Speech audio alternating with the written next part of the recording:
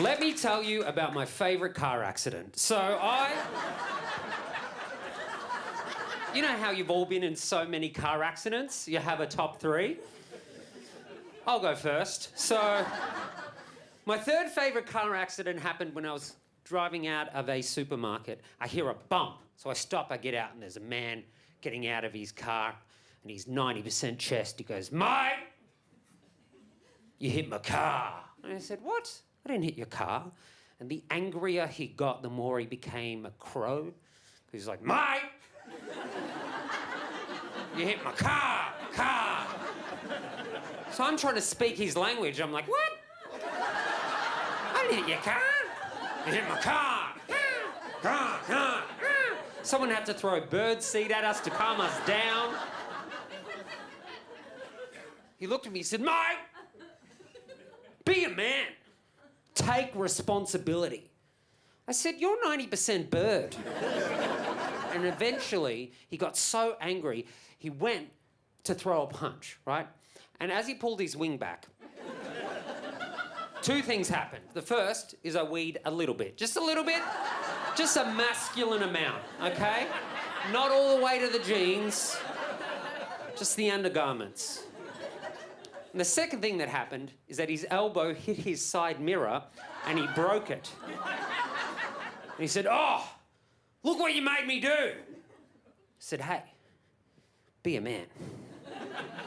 Take responsibility." My second favourite car accident happened in France. It's a really nice way to see a country. Have a car accident, meet the locals. And I was going to park and I scraped a guy's truck. And I said, "Oh my God, I'm so sorry, what's your insurance?" And he said, "Why bother?" He didn't have a cigarette, by the way, he was just French. That's just something they do. I said, "Because your car's damaged." And he said, "We are all damaged." I said, "I thought I was going to have to pay excess. Now I'm just going to have an existential crisis. This is insane." Trying to be safe on the roads because I'm a dad now. I don't know when this happened. I know how, obviously. I just don't know when, right? Because there's no signal that you've conceived. It'd be nice from an evolutionary point of view if the woman's like ears light up so you know to stop. Like, "Oh, good, all right, we'll take a break for a few days." And you don't even feel like a dad when you get the pregnancy test. You're like, "Oh, I'm going to be a dad." So I don't know the exact moment. For my wife, she said it was very clear. She said the second our son was born, they put the baby on her chest for skin-on-skin contact. And she said she felt like a mother immediately. She was so emotional. I remember she turned to me and said, "Babe, oh my God, babe, can you go get me a chicken burrito?" I said, "That's my role, hunter-gatherer." So I took to the streets looking for a Guzman y Gomez. I went and bought her a chicken burrito. I'm walking back to the hospital thinking, wait a second, this should be my son. I haven't even met my child yet. I'm not a dad yet. I'm a Deliveroo driver at this point. I get back to the hospital and I said to the nurse, in a very immature way, "Hey, can I have a go?" Like my wife was hogging the PlayStation 5. And the nurse said, "No, we want the mother to have skin-on-skin contact with the child for as long as possible." And I was like, ugh, lame. But my wife was a bit out of it from the epidural. So I very gently, very lovingly swapped the baby for the burrito. She didn't notice. She just enjoyed some skin-on-tortilla contact. It was nice. And I finally got to hold my child for the first time, and I gave him that first ever fatherly hug. And he shat all down my front and ruined a $300 pair of jeans. I, in that instant, said, "I'm never buying jeans over $50 again." And that was the moment I became a dad. That was the moment. It's Kmart from here on out. I highly recommend having kids. If you want kids, I think you should have them. My wife and I are expecting a second kid now. The first one's cute. We just think we can do better. And be warned, it's not a romantic process trying to have kids. I thought it was candlelit dinners and flowers on the bed.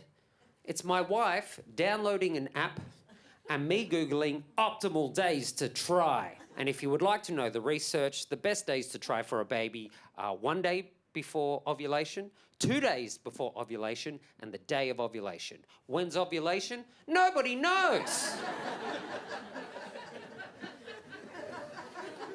So my wife and I go to the bedroom. It's not rose petals, it's spreadsheets and bell curves.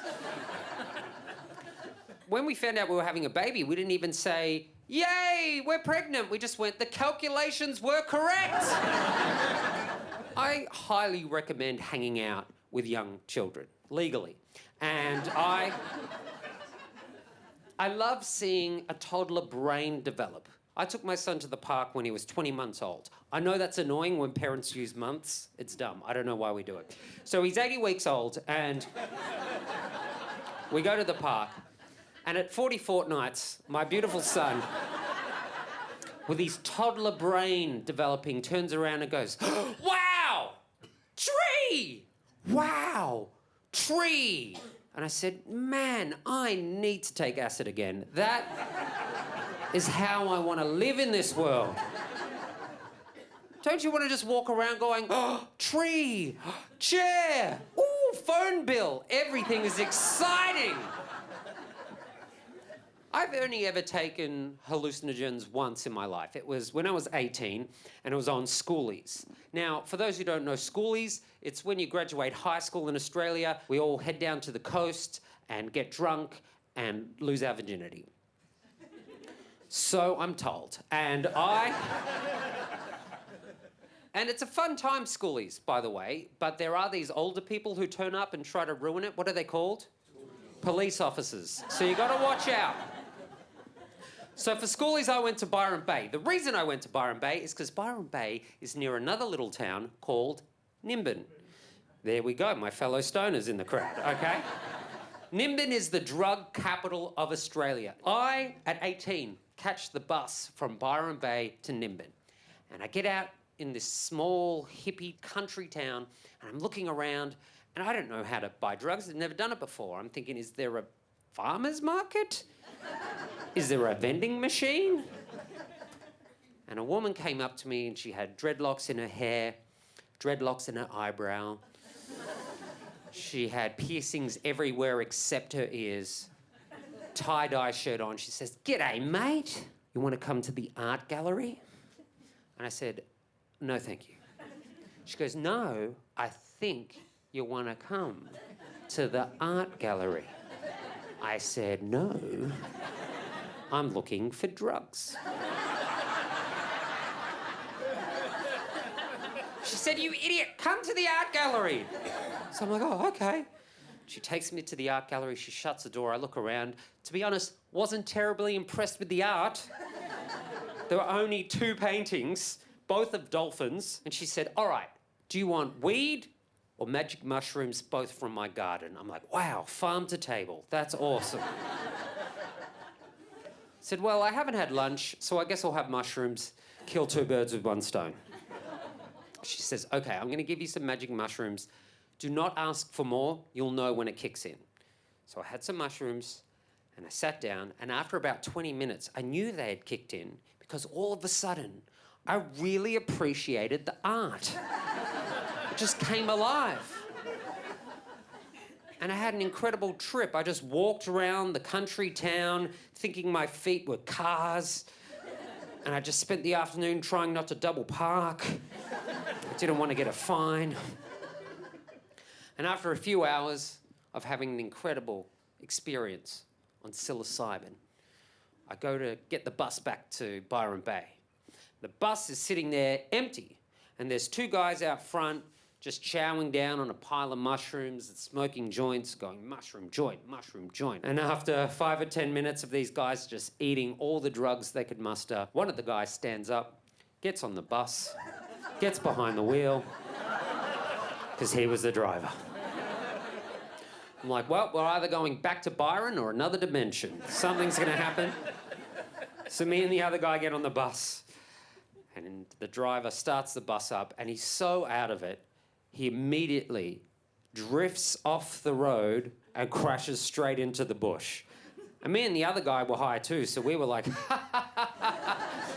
tree! Wow, tree! Which is the headspace I'm trying to get back to. I am raising a young boy, and I don't know how to raise a good man. I don't know if we've ever gotten the formula right for men. What's the formula?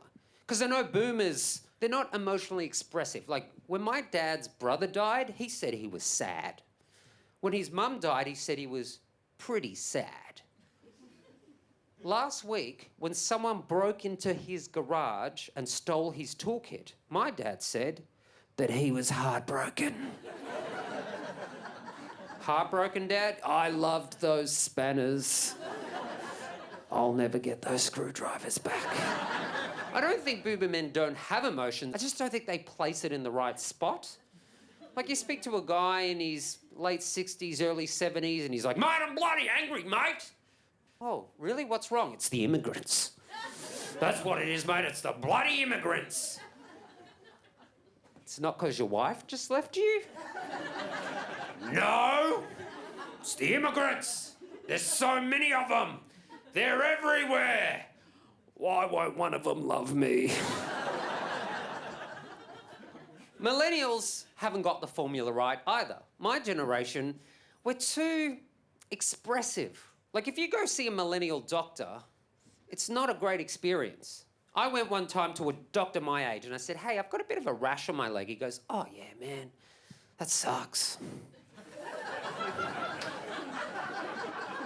I get a bit of a rash there too. I said, well, we're fucking done here. I don't want to see a doctor with a dirty rash on his leg. Ugh.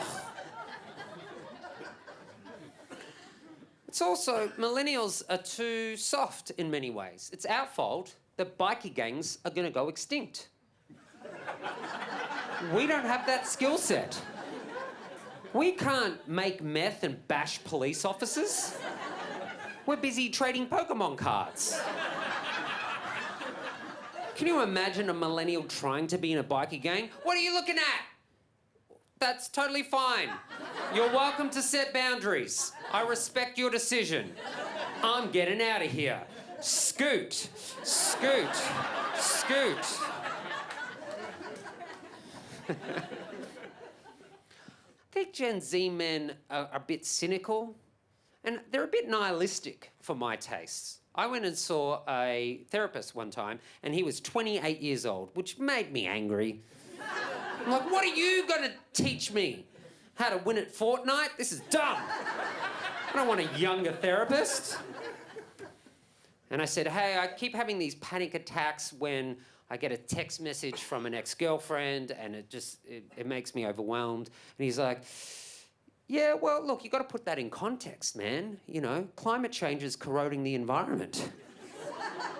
I mean, that's the real problem. No, it's the panic attacks. He goes, man, you know what? You need fentanyl. I'm like, all right, I'm on board. That's fine. I'm actually okay with the Gen Z. They're going to be okay. My son is American, which I'm not thrilled about. And my wife's American. She moved here 10 years ago as a refugee, obviously, and she's originally from Kentucky. And on our first date, she said to me, well, I'm from Kentucky, but I just want you to know that my family never owned slaves. Because we were too poor.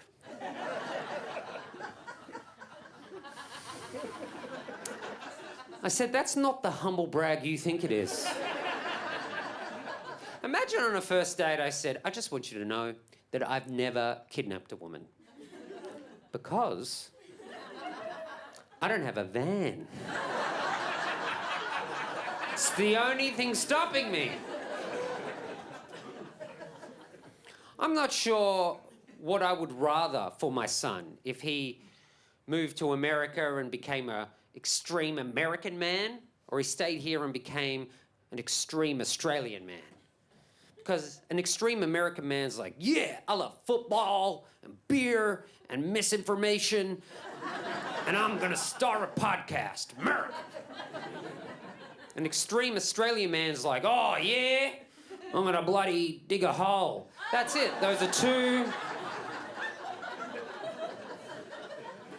very extreme things. And I think maybe I don't have to worry about which way my young son is going to head, you know? I want him to be a good guy. I don't want him to be violent. But violence is everywhere. I get a call from daycare not too long ago, and they're like, hi, Mr. Taylor, just want to let you know that your son has been involved in a hugging incident. I said, I didn't think those two words could go together. She goes, it's fine. I just, you know, one of the other kids didn't want to be cuddled by your son. And so he bit him on the face. I said, well, I hope you're calling to let me know that you've killed that child, because my son's an angel. She said, well, no, I just need you to come in and sign, you know, a waiver. And I said, well, hold on, which kid was it? She goes, we can't tell. I'm like, no, I just want to know so I can speak to the parents. She goes, oh, no, we don't want to feud. I'm like, it's not going to be the blood and the Crips. I just want to speak to them. No, sorry, we can't tell. I'm like, lady, if you don't tell me, I'm going to come in with an apple, and I'm going to make every kid in the daycare bite into that apple, and I'm going to do some CSI Miami shit and match the dental records. Like, come here, son. Yep, that looks like it. Get him. I said, all right, fine, that's fine.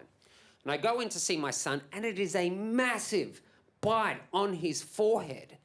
And I just think, this is going to scar. And I got worried, because I'm like, how am I going to explain violence to my son when he can understand? Because there's two directions he can go. He may say one day, Dad, how'd I get this scar? Never show affection. And he'll become a sociopath. Or he could be like, Dad, how'd I get this scar? You're a wizard. And then he'll be transphobic, so you can't win. So my wife and I discussed it, and we figured the best course of action is to get him a face tattoo now. He can be a rapper. That's the best way forward. Maybe I'm overstating the gender part of this. Maybe my son can just be a good person. And that makes me think, all right, I've got to be a role model as a good person. But I'm not sure if I am one. I think I'm pretty good, but not necessarily good. Like, for example, when I go to the supermarket, I will always buy free-range eggs. But I will just look at the caged eggs. And I'll think, oh, they're so cheap. How bad is a caged egg? The chicken gets to work from home.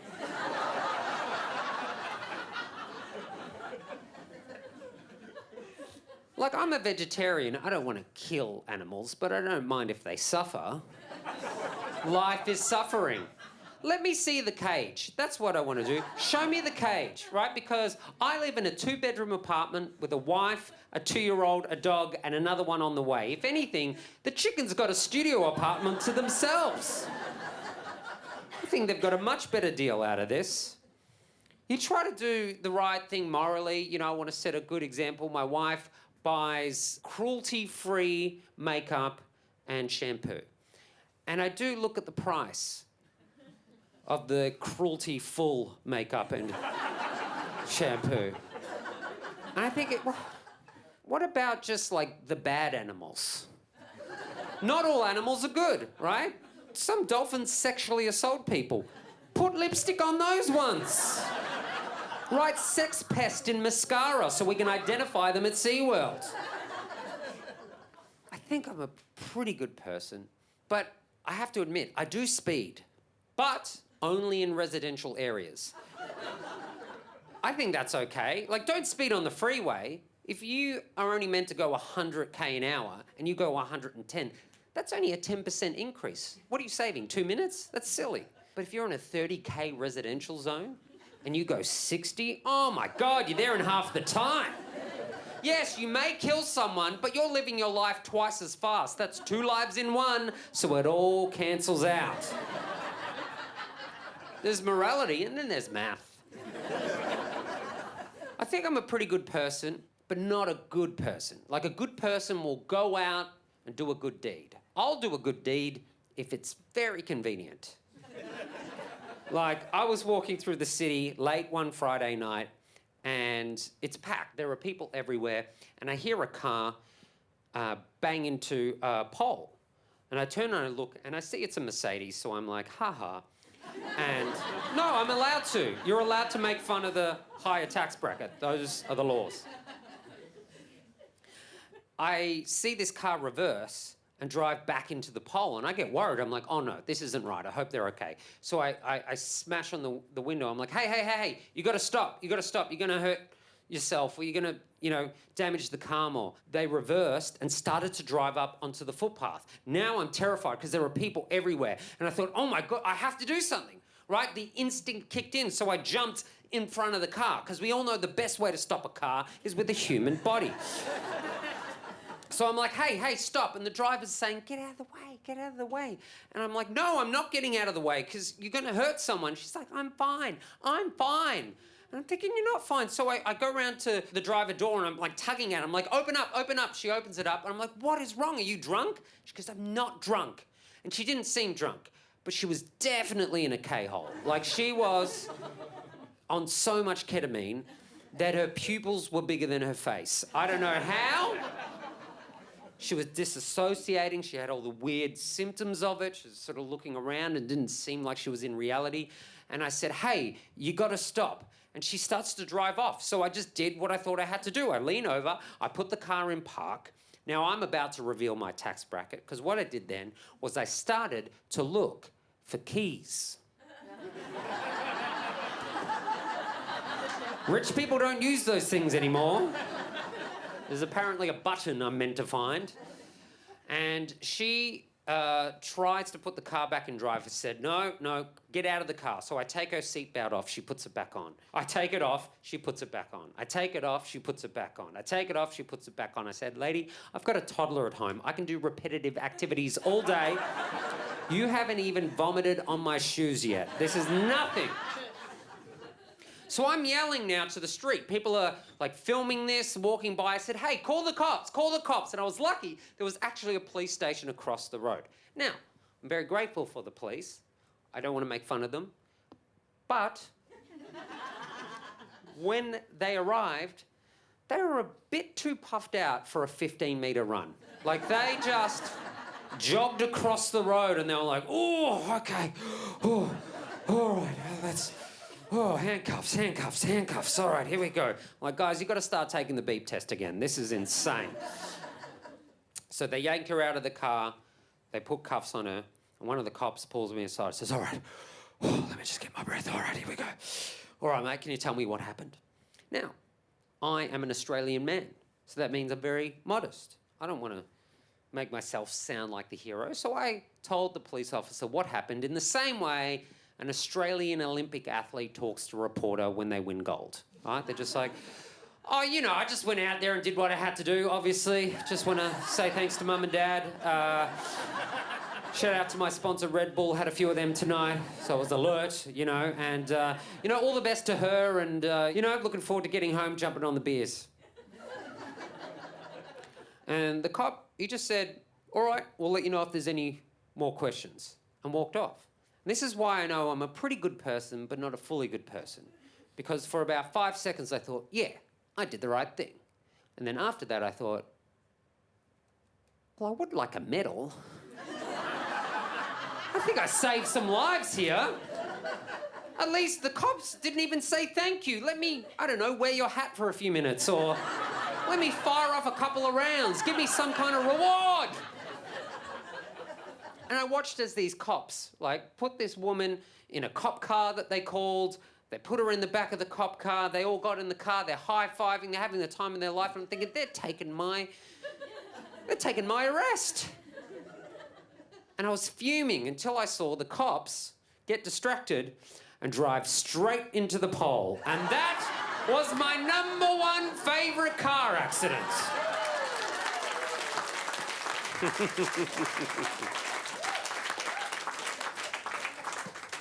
All right, I'll tell you one more story and then we'll get out of here.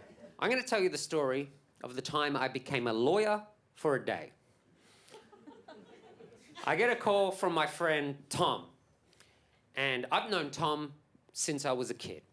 Tom calls me, he says, "Hey bro, do you mind coming to the magistrate's court with me this week?" And I said, "Why? Is there like a gig on? Like, is there a band playing?" And he said, "Oh, no, bro, listen, it's kind of embarrassing, but like, I was at a pub, some guy threw a beer at me, so I put my hands up to stop him, and then he threw a punch, and we got into it. Now I got to deal with this assault charge. I just need some help." I said, "Yeah, sure, dude, I'll be there." He goes, "Thanks, man, I knew you'd be available during the day." You're welcome. And I love Tom. Tom is my role model. I have 2 sisters, and so Tom, who lived down the road from me, became my sort of surrogate brother. He's a couple of years older than me, and I thought, oh, whatever Tom does, that's what boys are meant to do. So he would go around the neighbourhood and steal logos off the back of cars, and I'd be like, that's what I'm meant to do. So I learned that from Tom. I'd go around the neighbourhood stealing like the little logo, like the Ford or the Holden logo, just the high-end cars, and I had a collection, a little shoebox under my bed of all the stolen logos from cars. And my mum found them one day. And she said, "Simon, what are you doing with these?" And I just started crying. And Tom came round and he took the blame. He said, Mrs. Taylor, no, those are my logos. I stole them. I've got like 80 boxes under my bed. I gave this one to Simon. It was more of a storage solution. She said, "Tom, why are you stealing car logos?" And he's like, "Oh, Mrs. Taylor, they weren't using them." And he made my mum laugh. And he got away with it. And he would do that all throughout school because Tom is what we called in the 90s a lovable rat bag. We didn't diagnose people with mental health disorders. We just said, he's a bit of a rat bag, isn't he? Bit of a bloody rat bag. That's fine. Put him in the workforce, what could go wrong? But I loved Tom. I'd go around to his house and he taught me how to wrestle. And by that I mean he threw me off a trampoline once and broke my collarbone. But it was fine because it was Tom and he was a rat bag. And Tom taught me how to drive, actually, which explains all the car accidents I've been in. So I go to court and I haven't seen him for a few years and he looks dishevelled and he has sunken eyes and he's got a big red mark over his face, I think from the fight. And I said, "Hey, Tom, how you doing? Where's your lawyer?" And he said, "Oh, bro, yeah, I couldn't afford one." I said, "Oh, okay, well, there should be some, like, government-supplied lawyers." He's like, "Yeah, man, they're all busy, you know." "Okay, or maybe you can ask to defer the case so you have time to get a lawyer." He goes, "Yeah, man, I've deferred it twice." He says, "Man, the reason I asked you to come here today is because I thought, like, maybe you could be my lawyer." I said, "Not legally, no. No, I can't." He's like, "Dude, you're like the smartest guy I know." I'm like, "You're in a lot of trouble then, because..." Goes, "No, you went to uni." I said, "I studied philosophy." What am I going to say? "Your Honour, what is a law? Why is a law? Who is a law? How is a law?" I said, "Man, I can't represent you, but, I can support you emotionally." He's like, "That's all I ask. That's all I ask." So we go into the court, and before you go into the courtroom, you have to speak to the police prosecutor who is bringing the charges against you in court. So we go into this little office, and the police prosecutor's there. He's in his 50s. And look, he's seeing so many cases. He's disgruntled. He doesn't care for this. He's sitting there going, "Right, Mr. Petsy, here we go. I've looked over your charges and I would really appreciate if you pled guilty." I said, "Well, Tom, he'd appreciate it, so you better do it. He needs to get to lunch." "Who's this? Is this your representation?" I said, "Yes, it is." And he says, "All right, well, I would recommend that your client gets a sentence indication." And Tom says, should I get a sentence indication? I said, I need to go to the toilet. Siri, what's a sentence indication?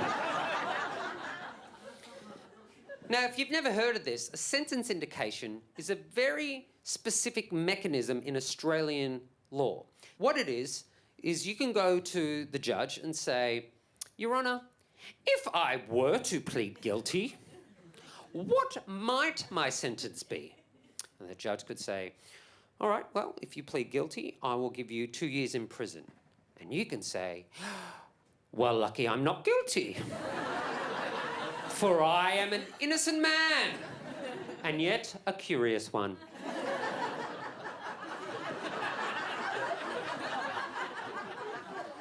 So I go back to the office and I say, Tom, a sentence indication just lets you know what kind of punishment you might get if you're found guilty or if you plead guilty. Tom said, oh, yeah, let's do that. I said, no, don't bother with it, man. Like, there's no point. He goes, man, I'm terrified. I just want to know what I'm up for, right? I just want to know if I got jail time, how worried I should be, what I should do. I said, okay, I tell you what. Let's just get the indication, but do not plead anything. He says, all right, let's do that. We go into the courtroom. Now, I've never been in a courtroom before, which is not a quality you want in a lawyer, and I do know when you enter, you have to bow, right? I did karate growing up. I know what's up. So Tom and I speak to the magistrate, and she says, all right, Mr. Petsy, how do you plead? And I said, no, just indication.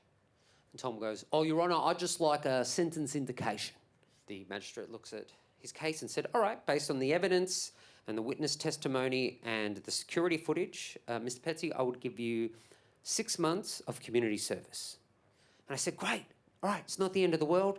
Just plead not guilty and we'll have time to find a lawyer in the next couple of months until your court case.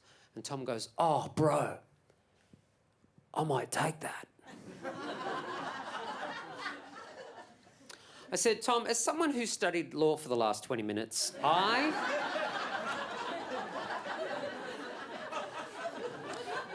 do not advise that, because if you plead guilty to an assault charge, that's going to be on your police record. So when you go to get a job, right, they'll look at that and they won't hire you, unless that job is like a McDonald's in the city, right? Then I'm pretty sure assault is a prerequisite for a busy Friday night.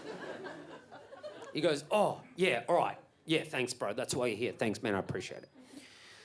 So the magistrate says, all right, Mr. Petsy, you've had time to deliberate with your lawyer. How do you plead? And he says, Your Honour, I plead guilty. I said, Tom, I don't want to upset you, but you are the most difficult client I've ever had. It's going to look bad on my record. I'm 0-1 at this point. This is horrible. So he gets his sentence and we head outside. And I said, what's going on? Did I not explain it properly? Is that... He goes, no, bro, listen, I've got to come clean. I didn't know they had security footage. And the truth is, bro, I threw the first punch. And I was like, what? The guy who threw me off a trampoline is violent? But it really did hurt because I looked up to Tom. He was my role model. He's what I thought being a man was meant to be. A bit rough and tumble, a bit cheeky, a bit of a rat bag. And in this moment, I thought, what the hell? He assaulted someone. I don't want to be around a guy like that. I don't want my son to be around a guy like that. So I go to walk off, and Tom says, no, wait, bro, let me explain. And as we walk back to his car, he tells me about all his struggles with alcohol and drugs and how tough he's been doing it and the split with his girlfriend. And by the time we get to the car, he's crying. And I've never seen Tom cry before. And it kind of hurt me to see what I saw as my big brother crying. And I thought, you know what? Maybe it's not just Tom's fault. Maybe it's all our fault. You know, it's my parents' fault for letting him get away with theft, and the teacher's fault for letting him be a rat bag at school and never getting detention. Maybe it's all of our fault for never calling him up on bad behaviour when he did it. So I took a moment and I said, Tom, you know what? I forgive you. And Tom's crying and he gave me a hug. And I promised in that moment, right, to always be friends with Tom, no matter what his behaviour was, and call him out on it. I also promised to never let my son become a police prosecutor. Because they're sneaky, those guys. And I said, Tom, I love you. He goes, bro, I love you too. And he got in his car. But right before he drove off, I made sure that I stole his fucking logo. That's a show, guys. Thank you very much. Thank you for coming out.